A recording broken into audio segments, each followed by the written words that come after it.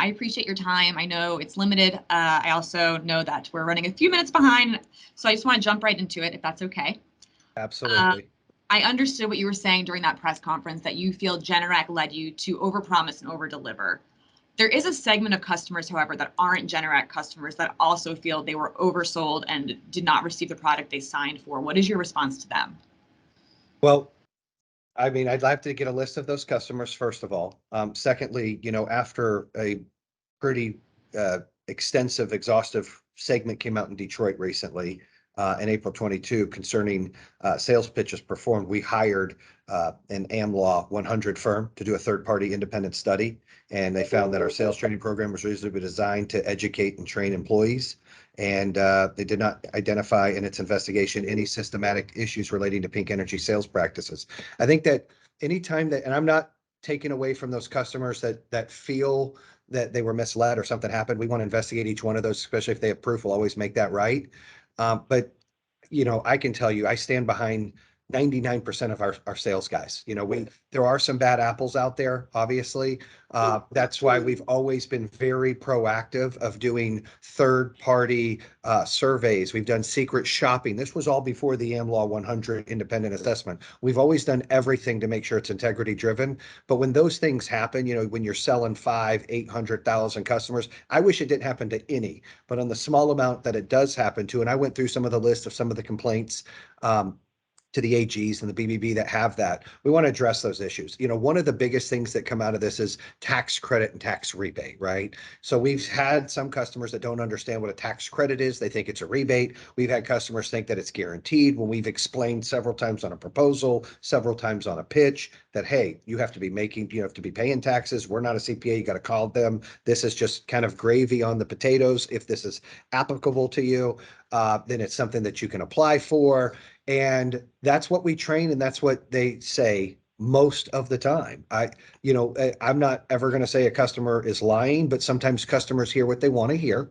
and understand what they understand. And so we've had a handful of customers that we've gone through and re-explained, and they were fine. And we've had a few customers that blatantly someone had an integrity issue, and we fired those employees immediately, and we try to rectify each one of those customers immediately. Yeah, I've had people tell me that they were told it was, in fact, they would be getting actual money from the government because of this, and they said the salesperson told them that. So yeah, so you said that they were told that it would be. And look, I'm not saying that that's not true. If there's proof of that, because not only in the proposal does it not show that, on a QA call and a survey call it doesn't show that. But listen, salespeople are going to sometimes do, especially in a moment of desperation, say something they're not supposed to. And that, rule number one at our company is integrity, right? That's something we stand behind.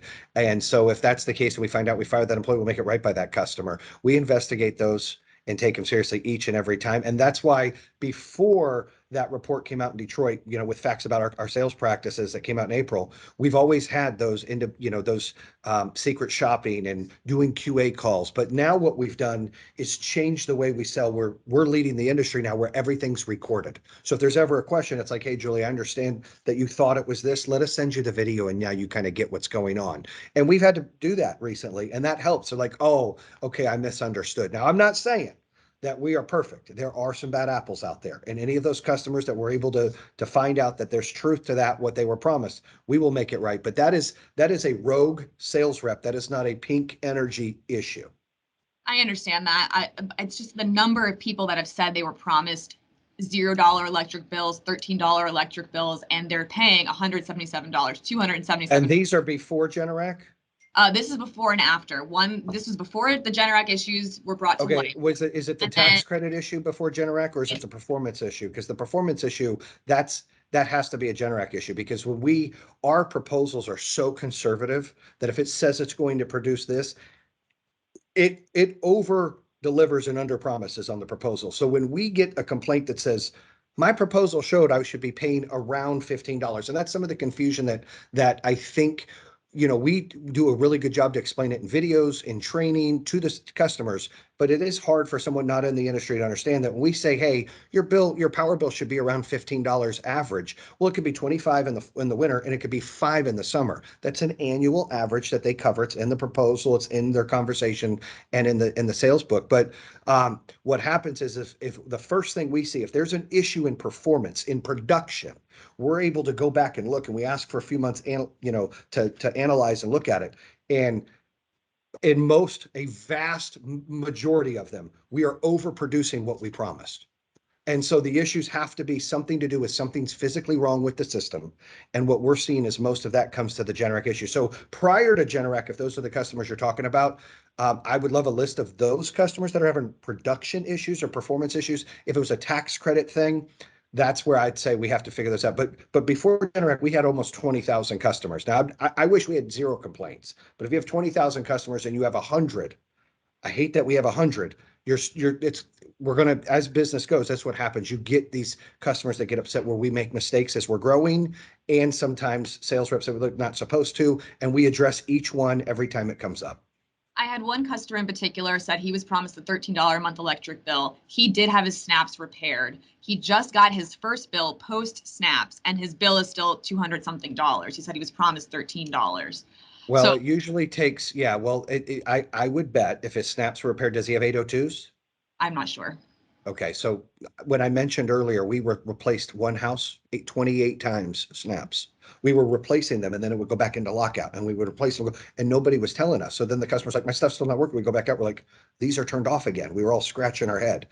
I would bet that's probably a big problem. If you get us that customer's name, we would investigate that, because when systems are working, Julie, they're working. Like, they're made to, like, you work, you walk away from it. Passes inspection, it's activated, goes. Now, sometimes it takes a month or so for the cycle of production to kick through with the utility company. There's also sometimes a misunderstanding of customers. They think, even though we educate them in the proposals, in the paperwork, everything we give a consumer when we're there, we tell them, look, you're not active until that utility company gives you a PTO, permission to operate. But sometimes they think, well, my system's up, it's not working yet.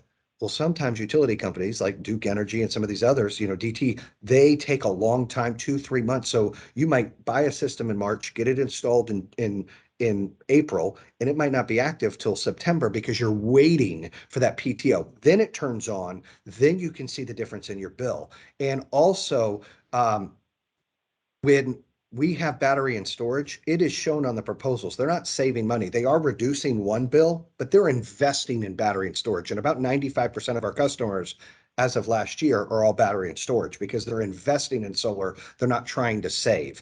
And I think sometimes, the perception out there is you're eliminating one and gaining one. Well, you're reducing one, but in essence, if you don't have a battery, you might save some money. But if you're getting a battery, it's going to cost you a little bit, but you're investing to make sure that you don't have any blackouts. You have the lights on, you're able to charge your EV, you're able to control your cost. Those are the things that the battery and storage allow.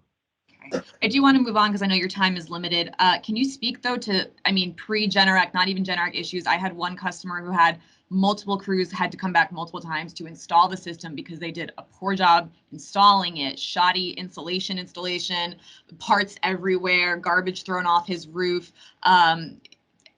That's unacceptable. We Yeah. would own that and fix that. That should never happen.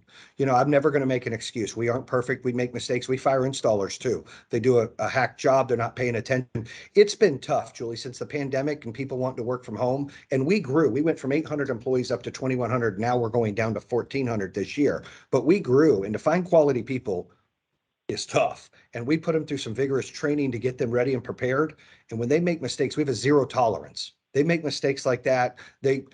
Someone's smoking in someone's backyard and smells like smoke, they're fired. Like, they're driving inappropriately, they're fired. They're leaving trash behind, they're fired. And I go back to, I wish everybody was perfect, but you get bad apples, you get bad priests, you get bad teachers, you get bad installers. And all we can do is hear from the consumer, fix it, make it right, and then address those employees, because we have a zero tolerance for that. I do think it's a Julie, number. we got one last question, Julie. Okay, we're at the 10-minute mark. Okay, so if I have one last question then, you touched on this a little bit, but the complaint out of the Attorney General's office in Michigan, they said they interviewed a salesperson who said, quote, it was common knowledge among the Power Home Solar installation staff that the solar panels installed were not the grade and quality represented to customers, and that the panels became obsolete within 7 to 10 years. What is your response to that? I would say the sales rep's a liar. We buy the best products out there, which is Silfab and Q-Cell. They're tier 1 panels made here in America. That sales rep probably had some animosity, probably got fired. Might have been one fired on that did stuff inappropriate on that Fox episode. I mean, our panels have a 20-year warranty on them. We stand behind those, with putting them in. We sell the best of the best. There's panels that come from overseas that are questionable. Ours have been American-made panels. We stand behind that. They've got a better warranty. They're built better than the other products. So I would say that's news to me that someone would say that, but it sounds like somebody who, really wasn't cream of the crop to help really represent Pink in a good way, saying inappropriate things out there. Hopefully One the last, AG realizes that. Yeah, go one ahead. last quick follow-up question. Do you exploit people who do not know enough about solar to know the things that are being promised to them may not be feasible? Do I exploit people? Ask that question again. Do you exploit potential customers by telling them they're going to get something that they can't quite get with the solar system you're installing? Not at all. Like I mentioned before, and we just had that AmLaw 100 firm independent assessment. We don't have any sales tactic issues. Our proposals, again, are spot on. We don't have issues with that. The issues have come back to the Generac problems. I'm sure if you look at your complaints, there's a lot of complaints post Generac 2020 than there is before 2020. And we have about equal customers. Before 2020 and to now, it's about almost 20,000 each side. And the difference has been those failing products. If there's a performance issue, when these systems work, you can see on some of the social media and some of the posts, we do have a lot of, tens of thousands of happy customers that their system's producing what it's supposed to. And, we don't have sales reps. They're not able to engineer the proposal and tell them the savings. It's all done corporate. So there's never an integrity issue. It's all done through software that is very, very conservative, that is top of the line, that they're able to put that in there with shading, with the direction of the roof. We are ahead of the curve in the industry of doing that the right way. So I would say that's what we offer. We can deliver on as long as the products work. Okay. Thank you very much for your time. I appreciate your Thank time. you, Julie.